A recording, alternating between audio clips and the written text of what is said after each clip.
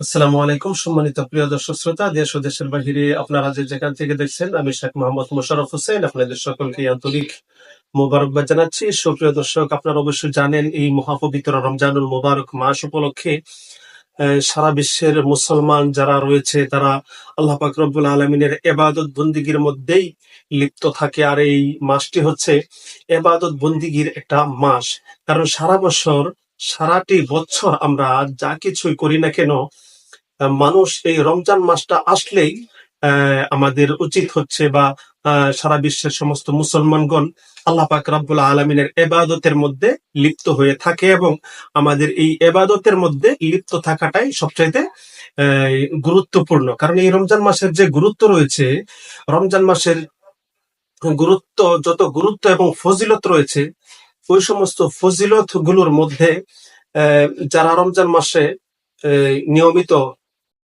নিয়মিত যতটি রোজা আছে, প্রত্যেকটা রোজা সঠিকভাবে যারা পালন করে, 30টি বলেন 29টি বলেন, প্রত্যেকটা রোজা সঠিকভাবে যারা পালন করবে এবং এই রোজার পাশাপাশি 5 ওয়াক্ত নামাজ যারা পড়বে এবং এর পাশাপাশি তারাবির নামাজ আদায় করবে, এবং এর পাশাপাশি তাহাজ্জুদের নামাজ যদি আমরা নিয়মিত আদায় করতে থাকি আল্লাহ রাব্বুল আলামিনকে রাজি এবং খুশি করার জন্য, তাহলে আল্লাহ রাব্বুল আলামিন যদি ইচ্ছা করে, আল্লাহ রাব্বুল আলামিন যদি আমাদের উপর খুশি হয়ে যায়, তাহলে আল্লাহ রাব্বুল আলামিন পিছনের সমস্ত সারাটি বছর আমরা যত গুনাহ করেছি, আল্লাহ ইচ্ছা করলে কিন্তু সমস্ত গুনাহ আমাদের সমস্ত অন্যায় ক্ষমা করে দিতে পারে।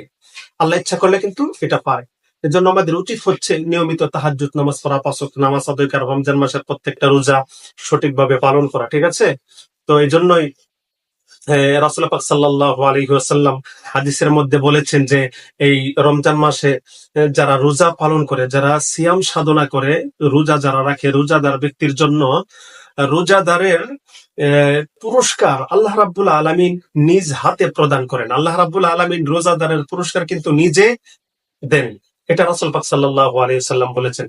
এজন্য রমজান মাসের এই রোজা সিয়াম সাধনা করার পাশাপাশি আমাদের প্রত্যেকটা মানুষের উচিত হচ্ছে বেশি বেশি কোরআন তেলাওয়াত করা।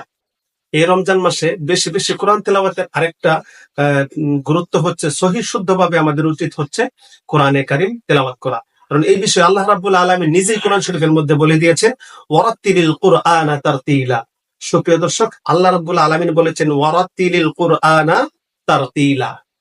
এটার অর্থ হচ্ছে রাসূল পাক আল্লাহ রাব্বুল আলামিন বলেন যে তোমরা সহিহ শুদ্ধভাবে তাজবিদের সাথে সুন্দরভাবে সুর দিয়ে অত্যন্ত চমৎকার ভাবে, আকর্ষণীয় ভাবে পবিত্র কালামে পাক তেলাওয়াত করতে থাকো। আল্লাহ রাব্বুল আলামিন সহিহ শুদ্ধভাবে কোরআন তেলাওয়াত করার জন্য বলেছেন। এই সহিহ শুদ্ধভাবে কোরআন শরীফ যদি আমরা এই রমজান মাসে তেলাওয়াত করতে পারি, তাহলে আল্লাহ রাব্বুল আলামিন আমাদেরকে অসংখ্য নেকি দান করবেন এবং আমাদের অন্যান্য ইবাদত গুলিও এর সাথে কবুল হওয়ার সম্ভাবনাটা বেশি থাকবে যদি আমাদের তেলাওয়াত গুলি সহিহ শুদ্ধ থাকে। কারণ নামাজ সহিহ শুদ্ধ হওয়ার প্রধান 1 নম্বরের শর্তটাই হচ্ছে কোরআনে কারীমের তেলাওয়াত।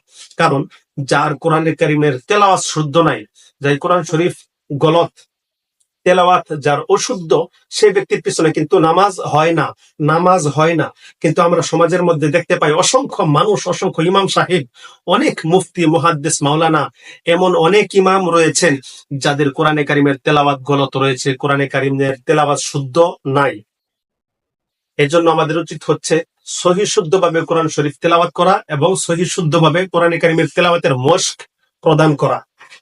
কোরআন তেলাওয়াতের মশক প্রদান করতে হবে। ছাত্রছাত্রী যারা রয়েছে, ছেলে মেয়েদেরকে কোরআনে কারীমের তেলাওয়াত শেখানোর জন্য বিভিন্ন কোর্স বা মাদ্রাসার মধ্যে দিতে হবে, মক্তবের মধ্যে পাঠাতে হবে, তারা যাতে সহিহ শুদ্ধভাবে পবিত্র কোরআন শরীফের তেলাওয়াত করতে পারে এবং শিখতে পারে।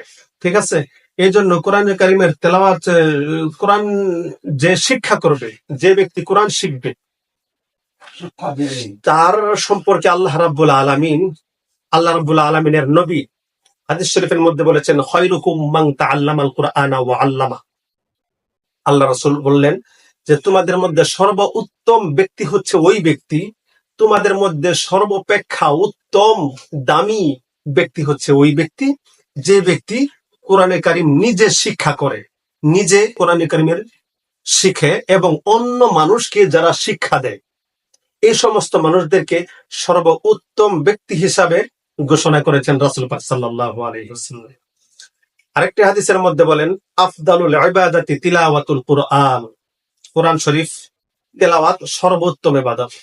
আমরা অনেক ইবাদত করে থাকি, বিভিন্ন ধরনের ইবাদত করে থাকি, এর মধ্যে সর্বোত্তম যে ইবাদতটা রয়েছে আমরা জানি অনেকেই, নামাজ এটাও একটা উত্তম ইবাদত। এছাড়া আরো বিভিন্ন ইবাদত আছে, তাহাজ্জুদ নামাজ এটাও একটা উত্তম ইবাদত। এর মধ্যে যত ধরনের ইবাদত আছে সমস্ত ইবাদতের চাইতে রাসূল পাক সাল্লাল্লাহু আলাইহি ওয়াসাল্লাম দেখেন কি বলেন, এই হাদিসের মধ্যে বলছেন, আফদালুল ইবাদাতি তিলাওয়াতুল কুরআন। কোরআনে কারীমের তেলাওয়াত হচ্ছে সর্বোত্তম ইবাদত, সবচাইতে দামি ইবাদত। এতে আমরা বুঝে নিলাম যে কোরআন শরীফ আমাদের সহি শুদ্ধভাবে তেলাওয়াত করতে হবে। আমরা যতটুকু সম্ভব পারি দিনের বেলায় রমজান মাসে কোরআনে কারীম বেশি বেশি তেলাওয়াত করব, রাতের বেলায় সময় পেলে কোরআনে কারীমের তেলাওয়াত করব। যারা তেলাওয়াত করতে পারি না তারা বিশেষ করে তারাবির নামাজের মধ্যে আমরা কোরআনে কারীমের তেলাওয়াত শুনবো, আল্লাহ যদি আমাদেরকে তৌফিক দেয়। ঠিক আছে? তো এই জন্য আমাদের প্রত্যেকের উচিত এই রমজানুল মুবারক মাসে সহি শুদ্ধভাবে আমাদের প্রত্যেকটা আমল যাতে আল্লাহ রাব্বুল আলামিন কবুল করেন এবং প্রতিটি আমল যাতে সুন্দরভাবে আল্লাহ রাব্বুল আলামিন করার তৌফিক দান করেন, এর জন্য আমাদের সেই চেষ্টাটা চালিয়ে দিতে হবে। সুপ্রিয় দর্শক, ধন্যবাদ সকলকে। আজ এ পর্যন্তই। আবারও আপনাদের সাথে দেখা হবে অন্য আরেকটি বিষয় নিয়ে। আমাদের সাথেই থাকবেন আর আমাদের ইউটিউব চ্যানেলটি আপনারা সাবস্ক্রাইব করে রাখবেন। নিয়মিত বিভিন্ন ধরনের ইসলামিক মাসআলা মাসাইল শুনতে এবং দেখতে আমাদের সাথেই থাকবেন। আসসালামু আলাইকুম ওয়া রাহমাতুল্লাহি ওয়া বারাকাতুহু।